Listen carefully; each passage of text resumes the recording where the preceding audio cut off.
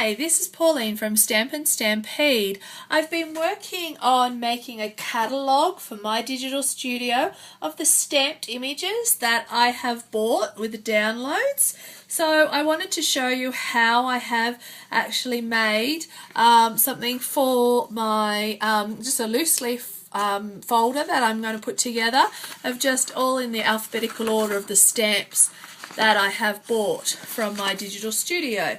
So the first thing you're going to do is just open up a project. This one is just a blank sheet. You'll see here this is previous ones that I've done.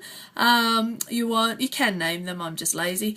What you want to do is open the project, say no to saving because I don't really need this saved. It's just for a one-off time.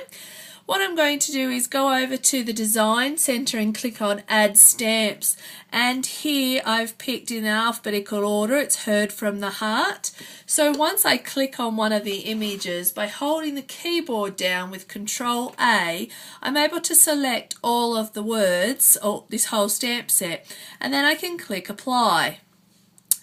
Close that window down, and now on my palette I now have all of these images on here true to size, so I don't need to alter anything. If I want to leave it like that, you can and press print, but what I chose to do is I don't need in my digital studio to have the stamps in as a direct size.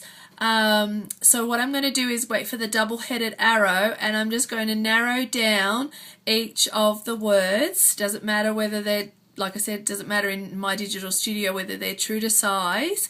So just lowering all of those, making them smaller. What I have worked out is for my printer I need it to be 2 centimeters in from this border, and I need it to not go any further than the 20 centimeters in this border. So that then I know I can do that. So just by resizing them means that's how I'm going to do that. Then for the next stamp set is Holiday Blitz. Now Holiday Blitz has a lot of images, and if I hold on my keyboard Control A and apply all of those to the page, you'll actually see they run down into here, and I'm not sure whether I've got all of them or whether I'm missing, and I'm going to have to go and look at them. So go back to Undo and it will take that off. Click on the stamp set again. And what I'm going to do now is click on the first one and then hold the Control key down and just select a bunch of them just to go in at one time. So I click Apply, and then I close that window down. I don't want to actually alter. If I've accidentally moved something, I want to wait for that 4-headed arrow to come up. And what I'm now going to do with my catalogue is just move all of those. Just want to make sure I hadn't resized that little guy. So then I'm going to manipulate all of these. Now I've just gone crooked on that one, so I can just undo that, wait for the double-headed arrow and move again. So let me just do that for you now. Then what I can do is add, and it's still got selected the stamp that I had already picked before. So now I can click on the next one, hold the Control key down, and it will highlight all those other ones for me. So if I want to, I can add it to my favorites and then apply. And now here I've got all of the next lot of images. So I'm just going to maneuver those around the page. That might just fit up there. The next one, and then go back to Add Stamps, and again that's my last one that I've done.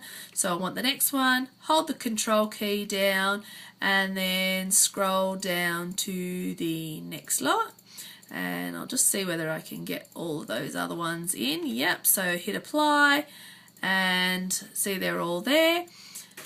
So now this is actually comes up for you if you've tried to alter the image, which then is going to change the pixels of it, so it's not going to print right. So it's just an easy way of getting out of that. I just haven't waited for that double-headed arrow to pop up. So I'll just move all of these around. This is just an easy way of getting a couple more stamp sets onto the page instead of just having one. Oops, grab hold of him and pop him up to there. Alright, then I can go add the next one, and then I can look at the next stamp set, and it's got a few too many images that probably won't fit on this page, so just close that down. So now what I can do is click on share and click on print, say no to saving, click on custom, and then that's a way of making sure that I've got all of my images. So the little candles probably just a little bit close, so I've got enough room down there to bring it back. So click on share, print, no to saving, click on custom, yep, looks good. What I then done is gone to properties, and it normally is set for text, so it's a nice dark font, and you'll actually get a normal ink run through there. What I then do is click on draft, click on apply, click OK, and then I can press print. And what will happen is it's then going to print on my printer, so you'll hear that going now.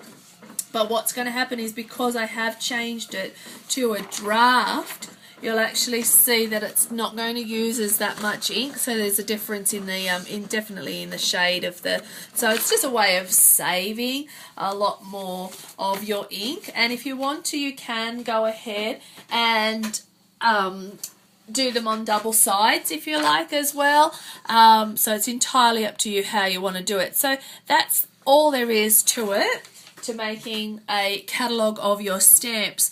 What I then do is go File, Open a Project. I select the same project sheet again because I don't need it to do anything.